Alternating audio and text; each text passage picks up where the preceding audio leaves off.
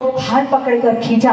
उन्होंने अपने मुख से बताया, ये जो वो बोल रहे हैं उन्हीं की भाषा बोल रही है। उन्होंने हाथ पकड़ के खींचा, सौम्यवती माता जी पीछे हुई, इसने और स्पीड बढ़ाई।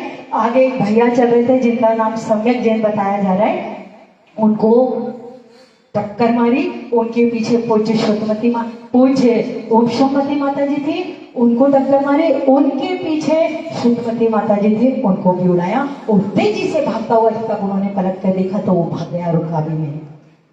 पूज्य श्रीमती माता जी सागर निवासी थे। पूर्व पर्याय में 2006 में जिनकी आर्य का दीक्षा आचार्य भगवान के कर कमलों से कुंडलपुर में हुई थी, उनका वहीं पर बाल पंडित मरण हुआ। देखो, मैं मरण के प्रकार बता रही हूं आपको, ध्यान रखना। आप लोगों के मन में बहुत भाषा आती है, भावनाएं कि ऐसा मरण नहीं, ये बाल पंडित मरण था। कहां से लौट के आ रही थी? शौच से। शौच से यानी जंगल से, यानी मल मूत्र का त्याग करके, यानी मरण उनका सदगति का था।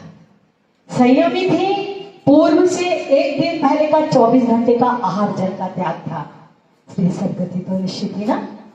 पूर्व में क्या हुआ? मन वचन काय का क्रिया का जो कुछ कम पुरुषार्थ घटा, जिसका परिणाम ये हुआ, कोई बात नहीं, लेकिन हुई तो सदगति की पात्रता। कुछ संक्लेशित परिणामों के साथ, लेकिन अनंतानुबंधी नहीं, क्योंकि बाल पंडित मरण पंचम गुण स्थान भर्ती का होता है, जो देश भर्ती होता है।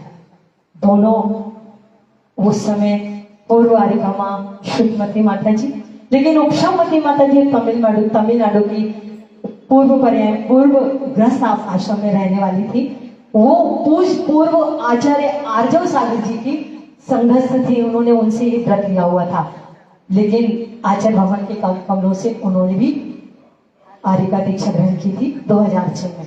बहुत मधुर और मृदु भाषी थी, लेकिन उनका भी बाल पंडित मरण हुआ।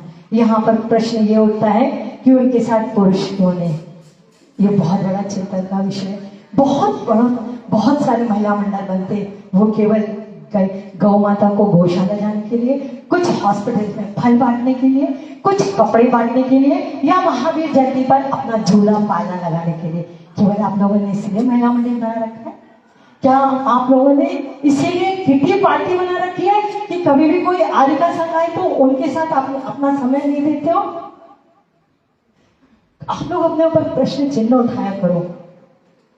किसी लिए आप लोग इतना बड़ा महिला मंडल बना के केवल बाहर की प्रभावना में, खुद के मंडल की प्रभावना में लगे रहते हैं, लेकिन धरातल पे नहीं जोड़ते हैं। याद रखना, ये जो आप बाहरी क्रिया करें ना, इससे पुण्य का संचय तो हो सकता है, लेकिन वो सम्यक पुण्य का संचय नहीं होता। कल की दोनों आर्य का दीक्षा पूरे हृदय को झकझोर कर रख दिया। कितनी दुखद घटना है पूरी समाज के लिए। आप थोड़ी देर के लिए आएंगे, बोलेंगे, बोलकर चले जाएंगे, सारी जगह सब लोग श्रद्धांजलि अर्पित करेंगे, उनके लिए 2-4 शब्द बोलेंगे, तालियां बजाएंगे, बहुत दुख हुआ, घर चले जाएंगे। लेकिन इससे श्रद्धांजलियां नहीं होती है, इससे सम्यक पुरुषार्थ नहीं होता। आपने जैन कुल में जन्म लिया है, जहाँ किसी धर्म में नहीं सिखाया जाता, वो यहाँ सिखाया जाता है। कैसे ये आत्मा निगोद से लेकर सिद्ध पर्याय को प्रकट करने का प्रोसीजर वो यहाँ बताया जाता है। अब लोग कहाँ भटके हो, क्या कर रहे हो, क्या बोले, कुछ समझ में नहीं आता। माता जी, आपके चरणों में श्रद्धांजलि है इस आचार्य भगवान विद्यासागर जी की शिक्षा की। कुछ ना कुछ अवश्य फलीभूत होगा।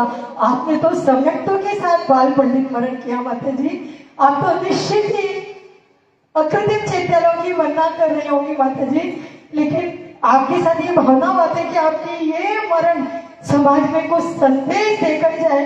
जितने भी साधु साधक हैं, कुछ ना कुछ संदेश के द्वारा बदलाव करें, ये भावना आपके चरणों में श्रद्धांजलि पूर्वक नमस्ते महर्षि आचार्य भगवान समाधि रत्न विद्यासागर महाराज जी से समस्त महाराज मंदिर के चरणों में नमोस्तु नमोस्तु नमोस्तु।